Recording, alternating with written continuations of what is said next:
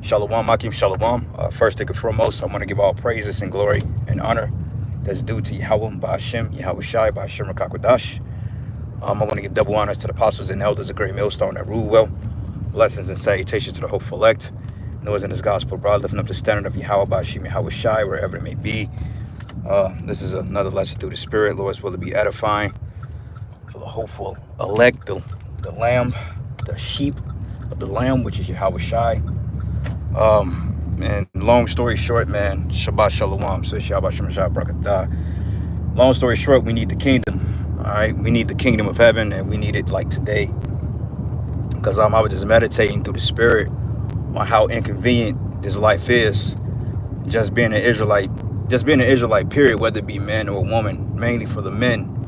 And I say that because through the Spirit, man, it's always a hassle in this place. And it seems to, you take one step forward, you get knocked 10 steps back. Nobody's honest anymore. Nobody does honest business. Everybody has shady dealings. And it's just like a shit show, man. And just like, all right, when all the fuck are we gonna end? But the good news is that, hey, we're on the verge of getting the kingdom, because America doesn't have very long to go, because now they're talking about reinstating women, or having women to sign up for the selective service, which is between the ages of 18 and 26. And in my humble opinion, I feel like they need to draft these women because, you claim to be independent, okay? Equal lefts, equal rights. Equal lefts, that means if you better than men, then you can do the things that men do, then you should go for war. It's only fair. It's like y'all want y'all cake and eat it too. You want the salary that men got, you want the benefits that men have, you want to be able to sleep. But at the same time, when it comes to putting your life on the line, then all of a sudden, nah, we can't do that. We women. No. You need to go to war, because Esau, Edom, he cannot fulfill the numbers, okay? I believe last year, they only managed to get 50,000 recruits, because at first it was like 70,000, but they lowered the number. So they was only able to get like 50,000+, which is not a whole lot of people, and the numbers dropped dramatically since the time of World War II, Vietnam. Nobody's trying to fight in this war, But anyway, that's just part of the times we're in. That's the end. The scriptures goes into how, as time progresses, perilous times are going to come forth, which perilous goes into evil, So through the Spirit, man, hey, we just got to hold on a little longer. But sometimes, this walk, it could get a little bit unbearable sometime, man. Something as simple as getting the vehicle fixed. What the fuck is dude doing? Stupid. Prime example, the bitch finna run into me like I got the right of way. She finna run right into me. I didn't give you the signal that I was finna let you. But regardless, something as small as getting the fucking vehicle fixed is becoming like literally pulling teeth. And I'm just using that for an example because, like I said, everything is a hassle. Everything is just like, what the fuck, man? But in the kingdom, we ain't gonna it's not gonna be a such thing as an inconvenience, okay? Because we're gonna be in power, okay? The curses are not gonna be on us, and we're gonna have rulership. We're gonna have freedom. We're gonna have sovereignty. We're gonna have free reign over the earth, and we're not gonna be subjugated into the laws of a wicked kingdom. Because right now you're subjugated into the laws of this current Roman Empire, meaning that you can't exercise vengeance yourself, but you have to wait on Yahweh Shai, which is always the probable thing to do. But overall, if somebody was to wrong you, or somebody was to steal from you, or break in your home, and you end up putting them to death, then you're gonna get locked up for it. Okay, it was an article that came out earlier, I think it was last week. It was this Jake, he owned like a salon, I think like a barber shop or something, and he was downstairs smoking a cigarette on his break, and he was talking to this Edomite dude, and Esau started yelling racial slurs to him and disrespecting him, and basically like he was getting ready to hit him. So Jake put out a blicky and popped his ass, man, and all of a sudden Jake is being charged with first-degree murder off self-defense, man. So it's just like, what the fuck, man? That's wickedness. But if that was the Edomite, on the other hand, Esau would have gotten off, because I know the brothers and myself, we were speaking on this young Jake by the name of Ralph Yarl, and what happened was Ralph Yarl ended up knocking on the wrong door, because I believe he was picking up his friend or his brother or some shit like that. And all of a sudden, he ended up putting Jake to death. Shot him in the head. Well, he didn't kill him, he shot him in the head. And since then, that case have been hush hush.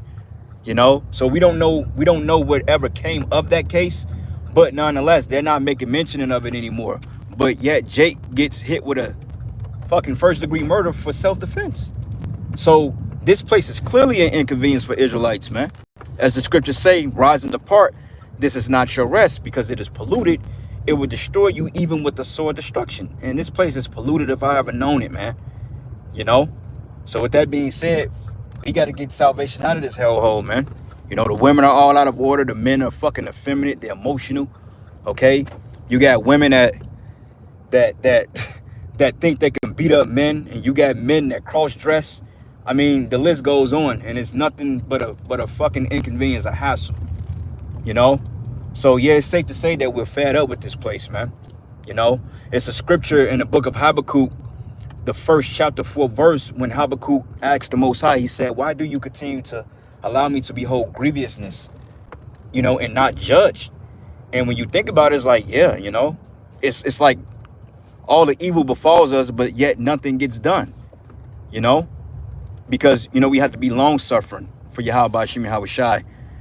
And give me 1 second, brothers. I'm going to ask this man a question real quick. Salakia. Hey, what's up, brother? Hey, quick question, man. Hey, do y'all think y'all can install a air box? I got a cold air filter on there, but it's kind of throwing me a fucked up cold. So, yeah. So I can take a look at it. Not something we normally do. I mean, if y'all can't do it, don't worry about it. I don't want to if they can't do it. I mean, I can do it. I just ain't got the tool on me. You know what you need? Yeah. It's just like if I pop the trunk, when y'all change the cabin or the filter to the air box. Mm-hmm. So you just need the the socket for it, or yeah, I mean something like that. Yeah, something like that. Cause I got to take the cold air intake out, and I just got to replace it and bolt it back in and do it quick. But if it ain't nothing that y'all can do, say then something that we don't do. I'll say if you know what you need, we're here for another 30 minutes. You're welcome to use the tools. Switch it out. Oh, okay. All right, bro. Well, let me bag up, and I'm gonna go around for a minute, and then I'm gonna get off the phone first. All right, bro. Yeah, Salakia, man. Nah, man, I ain't gonna do all that. I don't feel like doing that shit, man. I had a long fucked up day, so I'm not doing that shit. That's why I pay y'all to do it. But anyway, so like I was saying, the brother said crazy, evil, foul woman, and demonic Jake's 2/3 gotta go. Esau is doomed. Yeah, that's absolutely right, bro. 2/3, because hey, I was speaking on that earlier about the 2/3 of Israel, on how 66.6% of our people are going to be destroyed on this side, because they come in the spirit of spiritual demon Satan, and they're totally encapsulated by the so-called white man, this Edomite, man. So yeah, we definitely, have to get up out of this joint. All right. I mean, rent is going up, bills are going up, and the oppression is just like nonstop, because believe it or not, our people, they're highly oppressed, man. Just waking up in the morning, going to work, taxes, it's oppression. We're oppressed in our heritage. You can't even live out the full duty of being a Hebrew Israelite in his kingdom, because you're so, you're so oppressed. Like right now, the small hats are basically passing bill, or they're talking about passing bills to pretty much get us roped up, because the small hats are being exposed. But wait a minute, man. If you were doing righteousness, why you worried about being exposed? No, I ain't gonna do that. Fuck that. I don't trust that. But if you were doing righteousness, why you worried about getting exposed, man? It's because you're the wicked. And the scriptures say that the earth is given into the hands of the wicked. He covered the faces of the judges thereof. If not, who is he? Okay, Esau, Edom is the wicked. So now, basically, there's an attack on the truth. Because I remember about a month ago, they flagged me up. They flagged a video I did over 3 years ago, man, and said that, well, this is medical misinfo. But I'm like, wait a minute, man. If this is medical misinfo, why didn't y'all take it down 3 years ago? So what I did, I contacted it, and then eventually they put the video back up. But they've been going through the list, snatching down videos for the longest, because they're trying to stop this truth from getting out. Because for one thing, Esau is exposed now, and I always like to say this truth is like oil that spilled over, and you can't put it back in a cup, because once oil comes out of its form of being contained, then it becomes a different matter, and you can't put it in. Like this truth is always changing, it's always evolving, you know? So yeah, Esau is he's on the ropes, he's on the edge, you know, but that's just another way that we need the kingdom, because within the kingdom, we ain't got to worry about this shit. Cars breaking down, you know, just getting sick, getting depressed, your hair falls out, you know, your body is not producing the enzymes it needs to break down foods, and you know, the list goes on. So yeah, brothers, man, it's overdue in my opinion, but you know, everything happens on Yahweh Shemi Shai's time frame, man. Okay, because hey, the Lord said that he's long suffering, and the Lord is not slack concerning his promise. So, you know, just being patient, stand in the spirit, you know, asking the Lord to continue to provide for us, and you know, make sure that we're well taken care of, and make sure that we're kept in the spirit, we'll be okay. But it doesn't come without its frustrations, man. You know, sometimes it comes with its heartbreaks. You know, as I know that, you know, men in this thing, you have family, you have children, you have wives, you know, you have these particular things that may not always go according to plan. You know, some cases, brothers may break up with their rib or lose their children, which can be a devastating thing in itself. But understanding the latter end, you know, things, you just deal with it. You see? Yaquab Yashakar is correct. It's the book of Psalm 6 and 3. It says, my soul was also sore vexed, but thou, O Yahweh, how long? That's right. How long? And this was always what the men of the Lord were inquiring about. How long would it take for you to set up the kingdom? Because these heathens, they've been ruling over us for fucking, it seems like an eternity. The only time Israel really had true peace was for 40 years under the reign of Solomon. But other than that, it's been ups and downs, turmoil. It's been captivity after captivity, man. You know, hell after hell, death after death. And this time, we just so happens to lose our identity, you know. But nonetheless, it's just a never-ending cycle of just bullshit, man. You know. But now the Lord is getting ready to set up the kingdom of heaven to the Israelites. You know, Isaiah 51 and 11, it says, therefore the redeemed of the Lord shall return, and the redeemed of Yahweh Bashim Yahweh Shai is talking about the elect and what it means to be redeemed, to be restored or to be rescued, okay, or to be put back, okay. And the Lord is redeeming us from our enemies and our bondage, our captivity, you know, because in the kingdom of heaven, we're not going to have these spiritual shekels or spiritual barbells on our necks and on our feet. You know, we're going to be able to literally travel the earth without anything. Like, we'll be able to interstellar or intergalactic travel without a chariot check engine light on. Here, you drive from here to St. Louis, you hit a fucking bump the wrong way, your goddamn car shuts down. You know, Jake be dodging potholes and shit, you know, and then you trying to get things done in the whip, then 10 other things happen to it. It's like, wait a minute, man, how the hell did that happen? But that's all part of this damn punishment, man. You know, and it's really demons. But it says here, and come singing into Zion, which the Hebrew word for Zion is monument, or to Zion. It says, everlasting joy shall be, and upon their heads they shall obtain gladness and joy. Yeah. Okay, because like I said, we've had a life full of sorrow, fear, trembling, you know, but it says gladness and joy. So we're going to enjoy the labors. We're going to enjoy the kingdom. Okay, we're not going to be pressed for time.